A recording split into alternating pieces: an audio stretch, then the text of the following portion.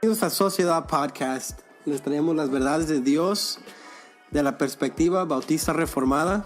Estamos aquí con Martín, yo soy Luis, y nos encontramos en la casa de Martín, en su sala, con nuestros hijos y nuestras esposas. Entonces, si oyen unos ruidos, perdónenos por favor, es nuestra familia que hace nuestra vida una batalla en veces, pero es una bendición tenerlos aquí con nosotros. Bueno, ha sido mucho tiempo desde que les hemos dado un episodio. Yo creo que ha sido fácil 1 mes y medio, si no más. Eso es porque hemos estado un poquito ocupados. Yo no. Pero... Martín no, ¿verdad? Pero yo sí trabajo y tengo una familia, y Martín pues es muy sabio y él sabe usar su tiempo mucho mejor que yo y ama a su esposa más que yo y fíjale. Es más inteligente que yo, entonces él puede con 24 horas en el día hacerlas parecer que son 3 días, pero tal vez un día nosotros también llegaremos a ese punto. Entonces ahora les traemos capítulo 5 en la confesión, que es de la divina providencia. Entonces, como siempre, vamos a leer los párrafos y empezaremos a tratar de explicar qué es lo que la confesión nos está enseñando. Y es con el deseo de que sean bendecidos y que crezcan no nada más en su conocimiento de las verdades de Dios, pero en su propia vida cristiana. Es un placer otra vez, como dije, poder otra vez grabar un episodio aquí con mis amigos. Esperamos que Dios los bendiga. Bueno, Martín, ¿quieres empezar leyendo el primer párrafo? ¿En inglés? Okay. Dice: Dios, el buen creador de todo, en su infinito poder y sabiduría, sostiene, dirige, dispone y gobierna a todas las criaturas y cosas, desde la mayor hasta la más pequeña, por su sapientísima y santísima providencia, con el fin para el cual fueron criadas, según su presencia infalible y el libre e inmutable consejo de su propia voluntad, para alabanza de la gloria de su sabiduría, poder, justicia, infinita bondad y misericordia. Bueno, Martín, ¿por qué no nos explicas qué es lo que la confesión nos dice cuando dice que Dios es el buen creador de todo? No, lo que miramos es que Dios no solamente ha creado este mundo, los árboles, el mar y todo esto, pero hasta también ha creado el tiempo, las leyes naturales de este mundo. En un sentido, providencia es una creación de Dios que Él mantiene, como dice, de su misma sabiduría y poder infinito. Lo que miramos aquí en la confesión es que cada cosa que está pasando es una demostración del poder de Dios y la sabiduría de Dios, que Él puede reconocer cada evento en este mundo con el fin de este mundo. Cuando a veces cosas nos pasan en nuestras vidas que no entendemos, podemos tener la seguridad que Dios no nomás lo entiende, pero hasta Él lo ha decretado. Y a veces hay cosas que llamamos la providencia de Dios, como en conocer nuestras esposas, y eso pasó no por accidente, pero porque Dios ha estado guiando nuestras vidas para encontrarnos. Miramos que todo, hasta la cosa más pequeña, hasta la cosa más grande, es dirigido por la providencia de Dios y su poder. Y Spurgeon dijo que a veces cuando el sol entra en un cuarto, podemos mirar el polvo que está volando en el aire. Y Spurgeon dice que si uno de esos polvitos no está bajo la providencia de Dios, Dios no es todopoderoso y no tiene realmente todo el poder para saber cada cosa que pasa. Ahí miramos el ejemplo que Dios sabe todo lo que está pasando. Y a veces pensamos, Dios, ¿cómo puede ser esto? ¿Cómo puede ser esto? Y nos da tristeza al pecado, pero sabemos que Dios al fin tiene una voluntad para cumplir en este mundo. Amén. Creo que eso capta párrafo 1. Podemos concluir e ir a párrafo 2. Okay. Aunque en relación con la presencia y el decreto de Dios, la causa primera, todas las cosas suceden inmutable e infaliblemente, de modo que nada ocurre a nadie por azar o sin su providencia. Sin embargo, por la misma providencia, las ordena de manera que ocurren según la naturaleza de las causas secundarias y sea necesaria libre o contingentemente. Si hay un dicho que un cantante que se llama Julio Preciado, el Banda del Recodo, que dice, qué casualidad.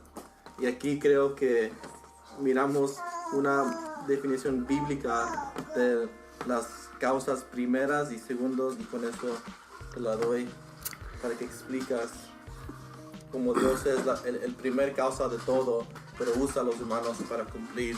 Ok, cuando hablamos sobre la primera causa, sabemos que es Dios porque Él es soberano y sabe todas las cosas, ¿verdad? Él ha decretado, por decir, el que yo conociera a mi esposa, como el ejemplo que diste. Pero hay cosas que pasan en mi vida que son naturales, que Dios usa para traer su plan a cumplimiento, por decir. Cuando yo fui salvo, yo fui a una iglesia donde mi esposa ya estaba yendo. Cuando ya empecé a ir, fui a un estudio bíblico donde mi esposa ya estaba. ¿Una célula? Una célula, sí. Y a la misma vez, no nada más es que yo la conociera, pero que ella también a mí me conociera. Aunque al principio no me quiso. No. Yo sí desde... A veces al momento creo que todavía no, pero... En cuanto la miré, ¿verdad? Yo la quise, pero no fue el mismo sentimiento de ella. Qué casualidad. Pobrecito. Pero miramos que Dios, aunque Él tiene su decreto y Él puede causar que las cosas pasen en un momento, ¿verdad? Sin que nosotros supiéramos qué es lo que ha pasado. Él usa causas secundarias, por decir... En la salvación del humano, el predicador en el evangelio. En la muerte del injusto, por decir, enfermedades. Tal vez sea que en un enfrentamiento con la policía, él murió. Y Dios ha decretado que ese hombre iba a morir el día de ahora. Pero las causas secundarias fueran que el hombre estuviera enfermo, que el hombre tal vez entrara en un choque, ¿verdad? Y no son injusticias que Dios usa, ni es manera de que Dios diga, pues así yo me lavo las manos, sino es la manera en cual Dios ha decidido relacionarse con los humanos, ¿verdad? Con causas primarias.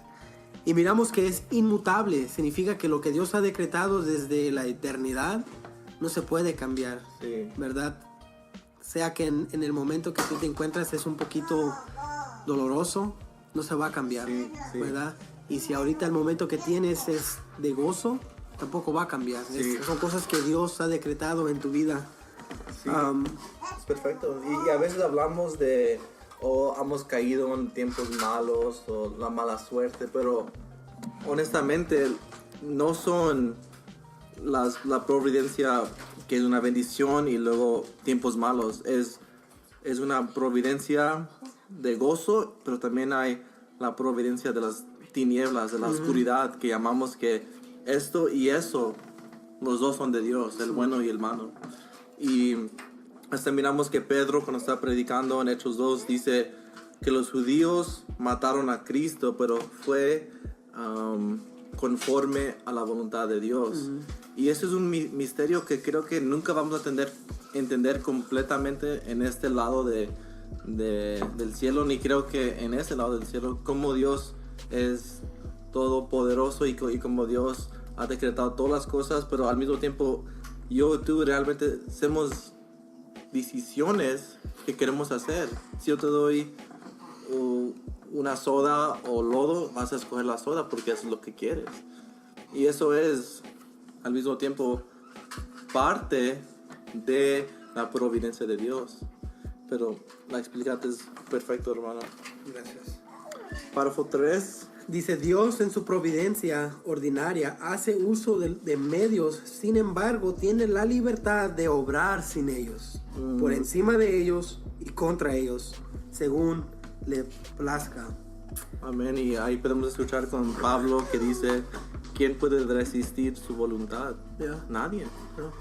Y Dios a veces tiene que entrar en la historia de redención y hacer cosas que Él tiene que hacer, como cuando la tierra se tragó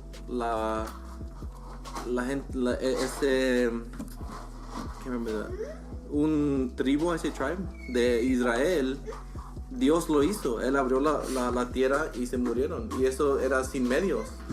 Y Dios no ha pasado una línea que no puede pasar. Dios es libre para hacer lo que Él quiere. Yeah. Y igualmente cuando los israelitas caen se hacen esclavos en otras naciones, Dios usa a esas naciones para cumplir su voluntad. Entonces miramos, como dices tú, una manera en cual Dios no usa un medio, y a la misma vez miramos otra vez cómo es que Dios usa medios. Y es muy curioso porque miramos que Dios todavía mantiene esa nación responsable por el matar y es la esclavitud. Sí, ajá. Es, como dije, un misterio la providencia, pero yo prefiero un Dios que está en control que un Dios que no está en control. Y es importante cuando pensamos en esas cosas irnos para atrás a lo que dice la confesión en el primer párrafo, que dice que en su infinito poder y sabiduría. Entonces tenemos confianza de, aunque no podemos explicarlo, Dios es sabio y es todopoderoso, ¿verdad? Y en eso es nuestra paz en este tema, que tal vez no lo entiendo, pero yo te puedo decir que Dios en su sabiduría ha causado que eso te pase, ya sea bueno para ti o por el momento sea un poquito difícil de estar en esos tiempos. Perfecto. Párrafo 4 dice: el poder omnipotente, la sabiduría inescrutable y la bondad infinita de Dios se manifiestan en su providencia hasta tal punto que su consejo determinante se extiende aún hasta la primera caída y a todas las demás acciones pecaminosas, tanto de los ángeles como de los hombres, y eso no por un mero permiso, las cuales sapientísima y poderosamente limita y asimismo ordena y gobierna de múltiples maneras para sus santísimos fines. Sin embargo, de tal modo que la pecaminosidad de las acciones de ellos procede solo de las criaturas y no de Dios, quien siendo justísimo y santísimo no es ni puede ser autor del pecado ni aprobarlo. Sí, aquí nos enseña que a la caída de Adán, los ángeles que se cayeron con Satanás, cada cosa, aunque a veces sean pecaminosas y feas, Dios realmente tiene una parte en esto, pero no es que Él está responsable de lo que está pasando. Y tampoco es de nomás una permisión. ¿Did I say permission? Bare permission? De permiso. Así, un permiso que nomás, bueno, los voy a dejar hacer lo que ellos quieren hacer y me voy a lavar las manos de eso. No, Dios ha decretado, pero Él usa los medios como instrumentos para cumplir su voluntad. Y otra vez, aquí hay una tensión, porque gente puede decir, y si Dios está en estas cosas, Él es responsable por el pecado. Pero miramos que jamás puede ser. Y aquí es donde dicen que hay como un lazo, que aquí en este mundo hay dos lazos, y uno se llama la responsabilidad del hombre y el otro se llama la soberanía de Dios. Y si jalas uno mucho, vas a perder quién es Dios, y si jalas el otro mucho, vas a perder quién es el hombre. Pero lo que miramos que en el cielo hay un lugar donde esos dos lazos son un lazo, y es un misterio que, como estamos hablando, que es muy difícil para entender completamente.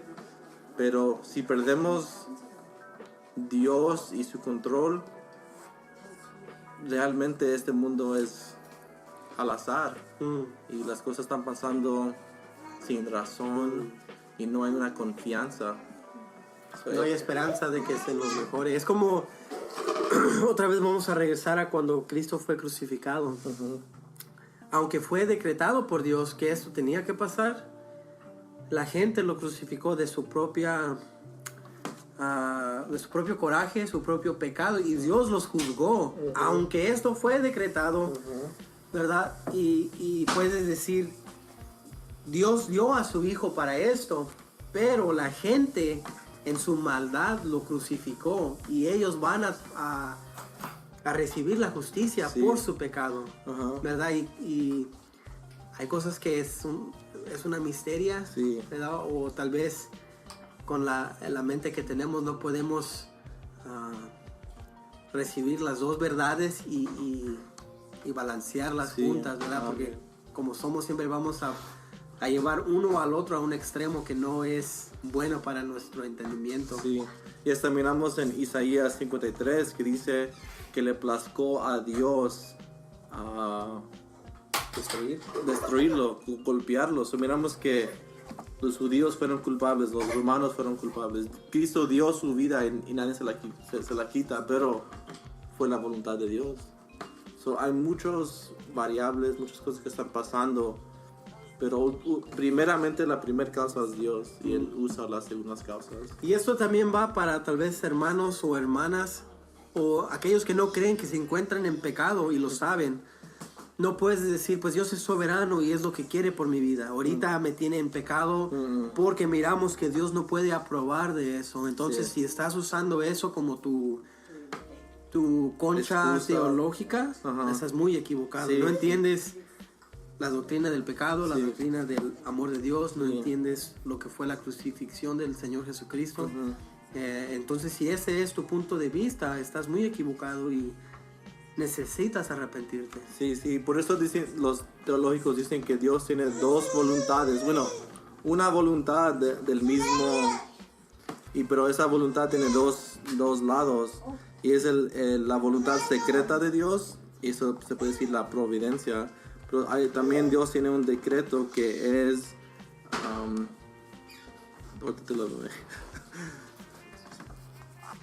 la voluntad perspectivo, y esto es lo que Dios dice en su palabra, es lo que Dios quiere, aunque Él a veces está haciendo cosas atrás de los planes del hombre, pero Dios tiene una voluntad que tiene dos lados, el secreto y el perceptivo que nos encontramos en la palabra. Aunque sí es cuando alguien, como cuando David se durmió con Bathsheba, eso fue conforme a la voluntad de Dios, pero él estaba en pecado porque Dios dijo que no, el adulterio es un pecado. Tenemos que mantener estas dos cosas en balance, como dices. Párrafo 5.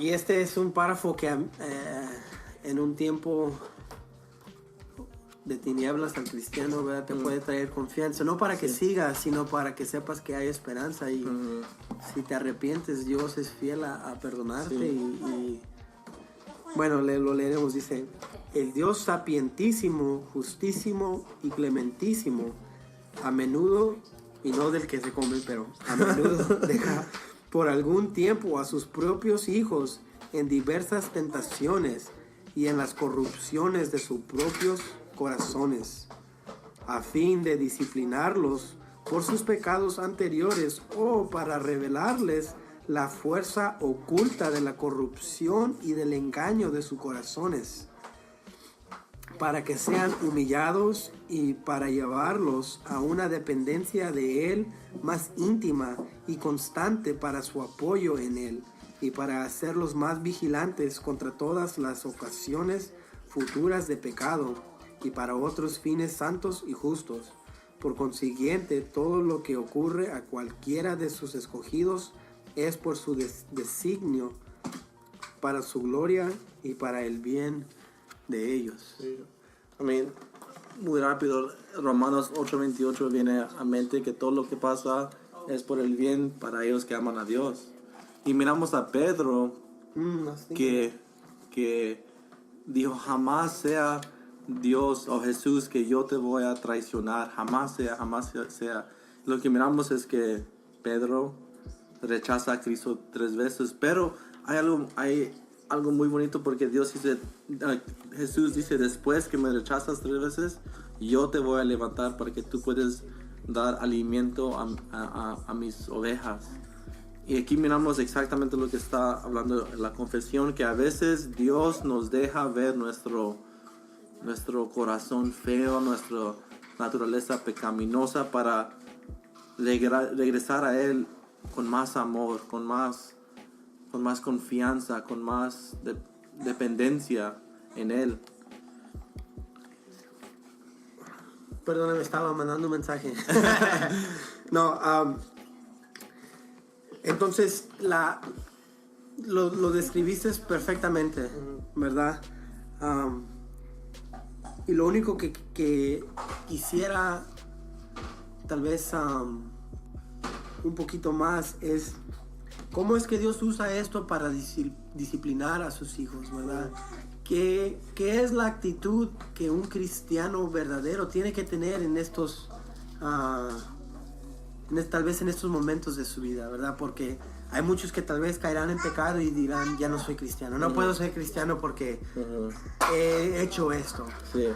Y a la misma vez hay cristianos o disque cristianos que dirán, bueno, pues la confesión enseña que Dios aquí me dejó ahorita para enseñarme algo. ¿Cómo es que podemos, tú que eres más sabio, cómo es que podemos afirmar estas verdades, pero no dejar que el pecado nos engañe en pensar que yo estando en pecado es la voluntad de Dios? Sí, pues bien fácil, la voluntad de Dios es nuestra santificación. Cuando miramos que estamos en pecado, no es que vamos a decir esto es la voluntad de Dios, no lo es, porque la voluntad muy claramente se enseña en la Biblia que es nuestra santificación. Cuando tú te das cuenta que estás en pecados, te tienes que arrepentir y regresar a Dios. Y si no haces eso, no es que la providencia de Dios te está revelando tu corazón feo, es que tú nomás quieres amar el pecado.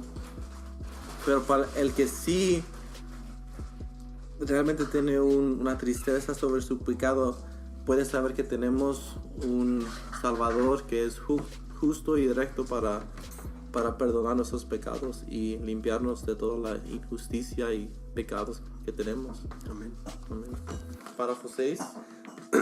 En cuanto a aquellos hombres malvados e impios a quienes Dios, como juez justo, ciega y endurece a causa de su pecado anterior, no solo les niega su gracia, por la cual podría haber iluminado su entendimiento y obrado en sus corazones, sino que también algunas veces les retira los dones que tenían y los deja expuestos a las cosas que su corrupción convierte en ocasión de pecado, y a la vez los entrega a sus propias concupiscencias, a las tentaciones del mundo y al poder de Satanás, por lo cual sucede que se endurecen bajo los mismos medios que Dios emplea para ablandar a otros.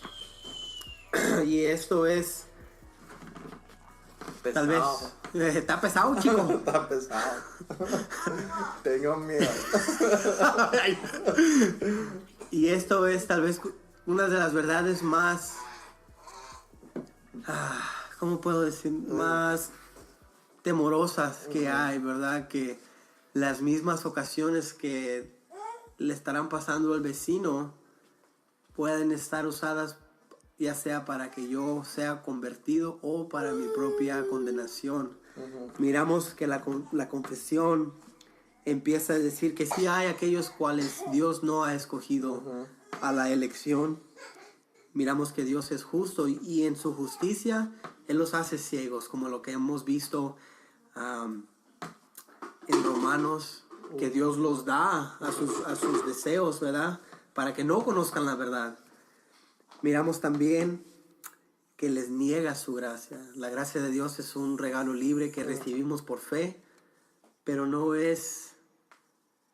A veces pensamos que esta gracia extiende y todos tenemos la decisión. Y hay una verdad que sí tenemos esa decisión, ¿verdad? Cada hombre tiene que decidir, pero a la misma vez miramos que no se ofrece a todos, ¿verdad? Y Dios lo hace para que ellos no vengan, no porque Dios es injusto y dice, esta persona quiere venir y conocerme y yo no lo quiero, sino porque dice, esta persona no me quiere, y porque Él no me quiere y es impío, no puede estar en mi presencia, ¿verdad? Sí. Y Dios los deja a su propia corrupción, por decir, al homosexual. Dios los deja que ellos sigan en su pecado, a aquellos que no son elegidos, para que ellos sigan en su pecado y mueran en su pecado, ¿verdad? Porque a la misma vez sabemos que Dios ha salvado a muchos homosexuales, ¿verdad? Sí. Y esa misma, por decir, disciplina que uno recibe, por decir, el ratero, lo agarra la policía y él va a la cárcel. Igualmente, un ratero que va a la cárcel puede ser salvo, y Dios usó eso, el que él haya robado, el que haya caído preso, para salvarlo. A la misma vez pudo haber usado a su amigo con eso para que él no viniera, no que no viniera, pero para que él no mirara, que él siguiera en su pecado, ¿verdad? Sí. Y lo que es un poquito en veces difícil para mí entender es, ¿qué le puedo decir a alguien, verdad, que no quiere, que rechaza, que no quiere, que él dice que odia a Dios? Y lo triste es que a la misma vez miramos a esa persona y le decimos, pero es que ya no tienes esperanza, es que ya has hecho tu corazón tan duro, ¿verdad? Y has negado tanto que ya no hay esperanza para ti, ¿verdad? Y nos recuerda tal vez a aquellos que nos escuchen ahora, que ahora es el día de la salvación. El Señor Jesucristo ha muerto, ha vencido la muerte y el pecado, ha resucitado y ahora está sentado a la diestra de Dios, ¿verdad? Y si ahora rechazas, mañana no es prometido para ti. Sí. ¿Verdad? Y nomás hablando un poco de lo que estábamos hablando de la gracia de Dios, se puede entender que Dios no es un deudor de nadie. Dios no le debe a nadie nada. Teniendo esto en mente, todos los que recibimos gracia, nomás es porque Dios quiso darnos gracia. No es que Él estaba en deuda con nosotros. Tenemos que tener eso en mente, que todos vamos al infierno y Dios elige a unos. Porque si tenemos el otro sentido en mente, que Dios tiene sus salvos y no tiene la capacidad de salvar a todos, estamos disminuyendo a la persona de Dios y el poder de Dios. El último párrafo. Del mismo modo que la providencia de Dios alcanza en general a todas las criaturas, así también de un modo más especial cuida de su iglesia y dispone todas las cosas para el bien de la misma. Si miramos la Biblia, aquí más atrás, este mundo fue creado por Cristo, para Cristo, por decir. Y miramos que todo lo que Dios hace es para su Hijo, y todo lo que el Espíritu de Dios hace es para traer reconocimiento a Cristo. Toda nuestra historia tiene un fin para Cristo, y teniendo esto en mente, es obvio que Dios va a tener una providencia más especial para su iglesia, para la bien de la iglesia, y con eso Cristo puede decir que las... How do you say fences? Muralla? I don't know. What? The fence. The La gates. barda? Oh, gates? Yeah. I don't know. I'll just skip that. Por eso Cristo puede decir que su iglesia siempre va a estar aquí en este mundo y siempre va a avanzar, aunque a veces la iglesia se va a hacer un poco chiquita, pero todavía y siempre va a tener una iglesia aquí Cristo. Creo que los niños ya están cansados. Las esposas más cansadas. Los esposos tranquilos. A gusto, papá. Y con eso esperamos a seguir más con el podcast. Y siempre me da alegría cuando escucho que ustedes están esperando un episodio. No alegría porque dice que no hay un nuevo episodio, pero que aunque sea tienen el gusto de escucharnos y que sí aprenden. Y aunque mi español poquito a poco está mejorando, a veces mi español ayuda a unos y el español de Luis ayuda a otros. So, tenemos una cosa, creo que para mí es una alegría si tenemos 2 escuchadores, nuestras esposas. Bueno, hay 4 aquí, so, por lo menos, pero... Y en un sentido, yo sí siento que este podcast y la sociedad de 1689 ha levantado un conocimiento de la necesidad del evangelio y la teología reformada que tiene que llegar al mundo hispano y habla español. So, eso me da alegría, y aunque no seamos grandes, no somos Miguel Núñez, no así, yo sí pienso que tenemos un impacto que nomás puede añadir a las iglesias y ayudarles a seguir adelante y quizás levantar más iglesias de habla español. Pero estoy hablando mucho, ¿no? Los dejamos, cuídense, bye.